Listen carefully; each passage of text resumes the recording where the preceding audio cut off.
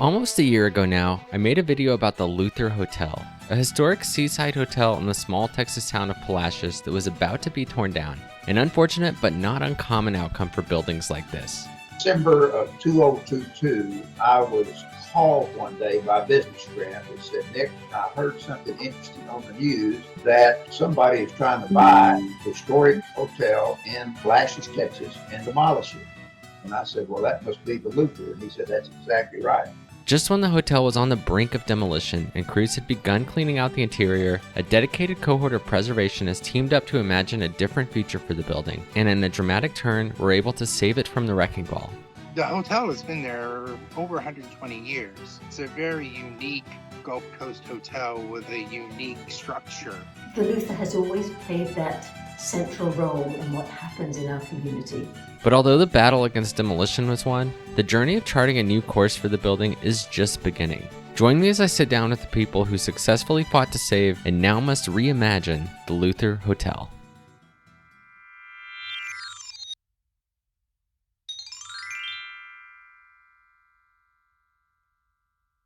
I visited the hotel in March to see the inside of the building and talk firsthand with the active preservation community in Palacios that volunteers to maintain and clean the building. The hotel interior is in much better shape than I expected. It is certainly not updated and clearly needs work, but it's not uninhabitable.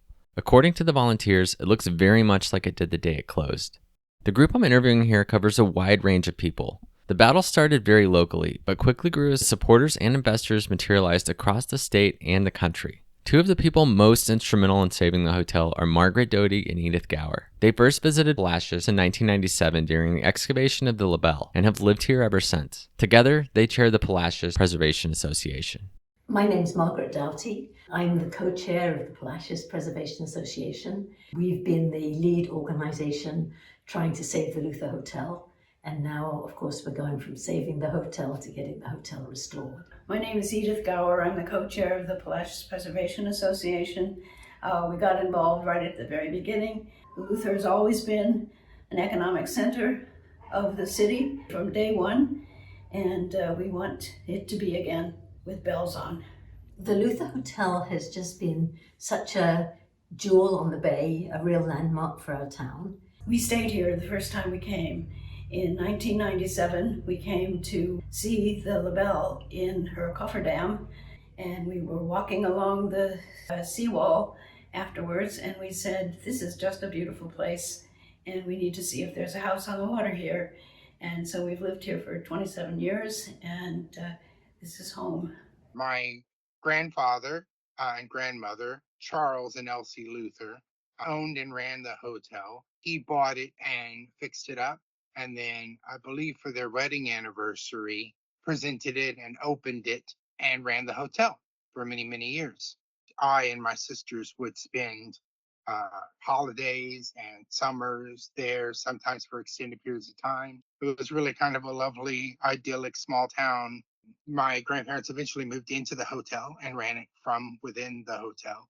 And then in the 80s, my grandparents became too old to really run it any longer. My grandmother moved to a nursing home here in Houston, and my grandfather continued to run the hotel. And eventually, it became run by Billy and Dolly Hamlin, who were relatives, and they owned Hamlin's grocery store in Palacios. Then my aunt, my father's sister, Claire Joy, so she ran it with her second husband, Jack Finley, who was the one who ran it up until he passed away fairly recently. I was born in Palacios, but due to the fact that my dad was in the military there, met my mother, married, had me, and then he was in the U.S. Army for 23 years. So we were not in Palacios on a constant basis, but in and out between military assignments. My extended family is from there. I'm Phoebe Tudor. I am pretty much a lifelong preservationist. I went to Columbia University for a graduate degree in historic preservation. I used to be the chairman of the Houston Archaeological and Historical Commission. Currently serve as the vice chair of the National Trust for Historic Preservation. I led the effort to restore the Julia Idison Library in Houston, the city's oldest library. And I seem to have fingers in a lot of different pots around the town and the state and the country that are preservation related. And I have worked mostly on the volunteer front as a preservationist for many years. I got involved with the Luther when I got a call from Roman McAllen, who is the head preservation officer here in Houston. I just could see how other cities use their historic buildings and historic districts to revitalize their city. My name is Diva Myra Vasquez. I have lived here in Palacios for the last almost 48 years. I became involved in the Palacios Preservation Association at a very early stage, just to raise awareness, of what was going on here in our community. It all started happening so quickly and so fast. So my name is Brett Ringo. I have lived here in Palacios my whole life. History is a big thing for me. Everything from Camp Hewlin to the Luther to anything of historical significance in the town. It definitely has a unique feel to it. This building is unique in every which way. My name is Lindsay Backen. I portray Lady Luther, who represents the spirit of the Luther Hotel. In 2016, I was working with Jack to raise money to restore the Luther. We did a 1940s tour of the Luther. We had actors portray Shirley Temple and even local people to tell the story of the war years. It started off, I'm a private home care taker. I think it was 2016 and 2017, around there. That's my first time. I came down, she got a phone call. It was Jack. He was telling what was all going on in the hotel, his health, and it was dire. We go in, we go straight to his room. He tells us what's all going on, for his last wishes and what he wants. The time came when he passed. And so now we're in a situation, what do we do? We held the fort up for 2.5 years. Carmen Schuster moved here as a critical caretaker for Jack Finley just before his passing in 2020 and quickly fell in love with the hotel. After Jack's passing, Carmen was part of a small group that kept the hotel operating while ownership worked its way through the probate court. The controlling heir decided to sell the hotel with intent for demolition, going under contract in 2022. During the time the hotel was under contract, demolition crews began removing items from the hotel interior, seemingly without much regard for their importance. When I saw it for the first time, I was in shock. I didn't have a clue. All that I knew was that it didn't look good. It seemed like it was a flash of things that were being done. And from what I heard at that time, they expected demolition trucks to show up any day now on the site. So it was a bit of a tense time. While this was going on, the Palacios Preservation Association began to assemble a team to stop the demolition with support and input from a variety of advisors. My friend that told me about the Luther gave me telephone numbers. I called Margaret and Edith, introduced myself, and said I would be glad to contribute a little bit of money. And then later on, they recontacted me and said, "What do you do for a living?" And I brought them up to date that over the years, I have had my own financial and strategic consulting company ever since 1992.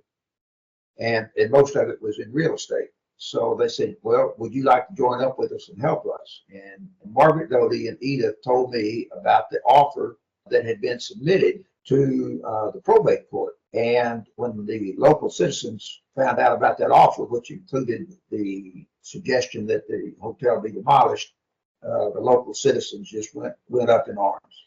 They didn't want it destroyed. Well, and the city council meetings that I went to, I feel like the city council were very surprised that the room was standing room only. I mean, it was packed in there. I doubt they have had a meeting like that in years, if not decades. So many people were there to discuss it. And they put together a group of very interesting, very professional, very smart, and committed advisors. Pro bono attorneys, for example, John Griffin of Victoria, Chris Bell out of Houston, Chapel Hill, Cal Bobbitt, who has now agreed to be the closing attorney for me, and then a gentleman named Ernest Lansfield, and then a whole slew of architects and engineers and just interested parties, people calling up offering to put money in. They want to participate in purchase of it and so forth. I knew Chris Bell in Houston. He had been suggested as one of the first pro bono attorneys, and I gave him a call, and I think he just was a huge help, along with some of the other volunteer lawyers from around the state that have jumped in to help this cause. I also was able to get an article in Texas Monthly. We've had people who are involved in historic preservation, Roman McAllen, Phoebe Tudor, who have expertise in that area and believe very strongly that it could certainly be saved and restored. I think, unfortunately, that the city has been short-sighted. They thought they were getting rid of a problem rather than seeing it as an opportunity to drive business into Palacios. I next went down to Palacios and met with the PPA and some other and various and sundry people in Palacios.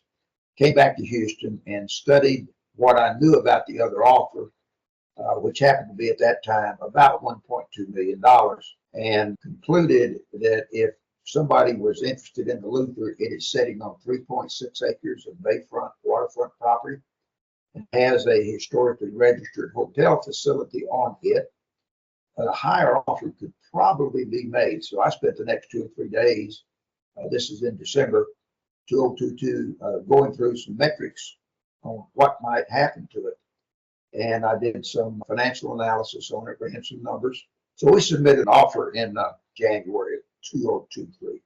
In March 2024, the probate court awarded us the contract. Then we put it in the title company in the first or second week of March. It has a feasibility period, and then it has a closing period. And if all goes well, and the offer, the closing should take place in mid-July.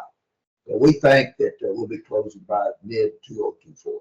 While Nick fights for the feasibility of restoration on one hand, Margaret and Edith lead a slew of volunteers who regularly meet up and clean and sort through the century of objects left behind. They also work to make sure the Luther maintains an active public profile in the town. The effort to save the hotel has solid grassroots support here in Palacios. We've lived through all the court proceedings, etc., and are now in the process of cleaning up the hotel. And we're sorting through all the stuff that was in the hotel, which was a total mess when we started, and is coming into some pretty good order right now. We started, and from there on, yes, I've been very involved. I was one of the few people that got to come in here first when it got opened up after taking the plywood down, came in. The energy of this place is just unreal. Parker Lumber has definitely been helpful in supplying material as far as things go in that route. I got over 300 signatures alone just from being at Parker's. During the time we were trying to save the Luther, that I was asked to be the mascot and to show a representation to help people, to kind of cheer everything up as it was going along. And I'm really excited to play the role. Well, my name is Anna Sakdao. I'm a friend of Margaret and Edith. I used to walk and pass this hotel, and when we have special guests from out of state, I make reservation here for her to stay. We go to the court, we come here to clean. Now, let's take a look at the plan that would be required to make this project feasible. With the historic motor court gone, Nick and the development team have begun reimagining the site. Protecting the hotel building is crucial, but that alone won't make the project successful. He has imagined new amenities and additional suites to make up for the lost motel. He also delves into the plethora of tax credits that could apply to a project like this. The hotel has gotten a lot of national attention coming from every direction. The plan, as we have it designed right now in a global sense, is to retain the Luther in its posture, renovate it.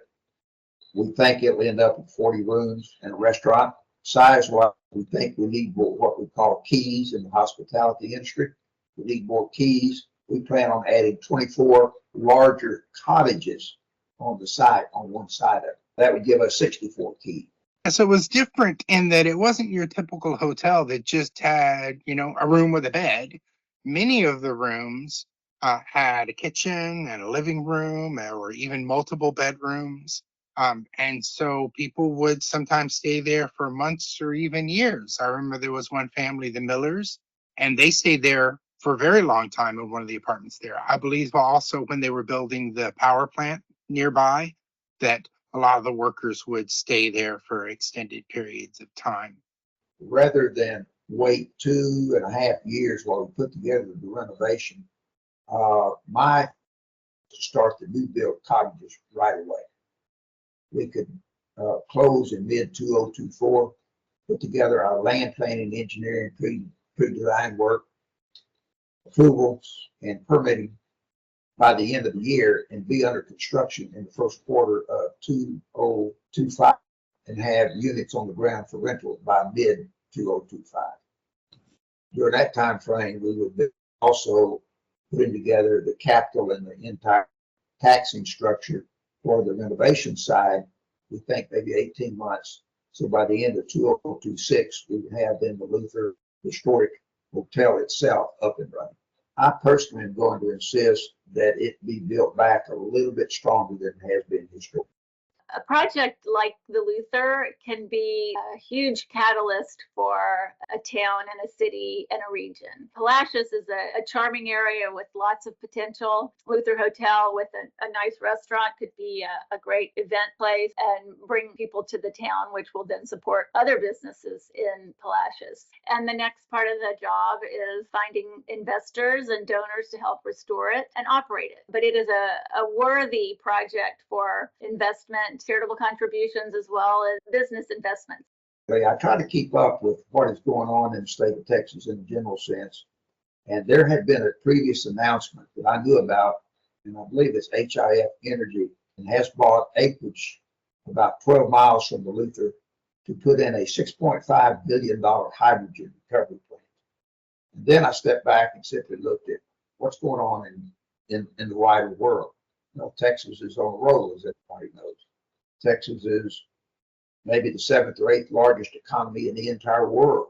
There are 10 to 12 million people, according to census, in the San Antonio, Austin area, the Syntex area, Victoria, and Houston. Those people are literally within a 2.5 hour drive of Palacios. Another major draw for people looking at these things, when you're doing a historic renovation, there are incredible tax benefits. One of these is what they call the historic tax credit, HTCs. Those are 45% of the money you spend on the actual historic renovation. Another possibility that we're going to look at, we're not sure it will apply yet, but it's what they call a new market tax credit. And this is where you invest in creating job businesses in low-income areas, distressed areas, non-metropolitan areas and lastly, there is a lot of various nonprofit foundation money, state money, always taking a hard look at historic renovation projects. So there might be the possibility of more donations and contributions. The conceptual reimagine site plan includes a swimming pool and a restaurant, as well as a tennis court. The exact details of the amenities and design will be worked out as the project progresses. I told several people involved how impressed I am with the progress made here and the vision of the new hotel. So often when I cover a building like this, the follow-up is when it gets torn down. There is still an immense amount of work to do here, but this is a victory to celebrate, and those involved feel the same way. Story-wise, I can tell you, we've had almost every character come through here. And they say that around here, we treat you like your family. That they have come so far is amazing and miraculous, and really has made me so happy, and really shows you the power of individuals who fight for our cause. What has been a sleepy little fishing village looks to me like it's going to get a major economic boost from that foundation, regardless of the Luther issue. Preservation projects are often not easy, and they often involve sort of a bit of a fight. You know, there are always folks who were quick to tell you that the easiest thing is to just tear it down and start over. And sometimes that may be true, but that's not always the right thing to do. And in this case, keeping the treasure like the Luther requires lots of people helping out to achieve that goal. The Luther has always been an economic center of the city, and we want it to be again. Every memory that I have of the Luther is the Luther giving to the community. And I think it's time now for us to give back to the Luther.